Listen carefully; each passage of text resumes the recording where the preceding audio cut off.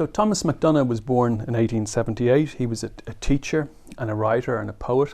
So he's rather like Pearse and Plunkett in representing a kind of romantic cultural nationalist strand within the military council and within the revolutionary movement. He's a very vivacious, outgoing figure, much more so than Plunkett. The two of them are close friends and balance each other out in certain ways.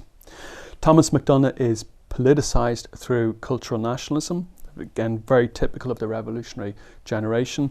He's politicised through the Gaelic League, which he joins around the turn of the century. Now he joins Patrick Pearse at St Enda's for a period while he's studying at UCD, but he goes on to become a lecturer in literature at UCD. MacDonagh is perhaps best thought of as a kind of a literary figure, as much as a political activist in these periods. With Plunkett, he edits the Irish Review in 1913, and he's a prominent figure in theatrical circles, and they work together to set up the Irish Theatre, using theatre really as a means of nationalist propaganda quite effectively. MacDonagh is also radicalised by the lockout in 1913, so his sympathies are very much with the workers. And shortly after that period, he joins the Irish Volunteers when they're founded, and he becomes a member of the Provisional Committee of the Irish Volunteers. In March 1915, Thomas MacDonagh is sworn into the IRB, but he's not brought into the military council until much closer to the rising.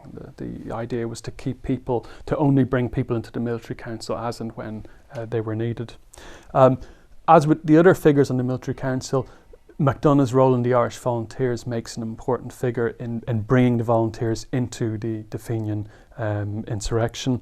He's the director of training for the Irish Volunteers in December 1914, and then he becomes the commandant of the 2nd Battalion of the Dublin Brigade, which again makes him an extremely useful figure to bring the volunteers into the revolutionary movement.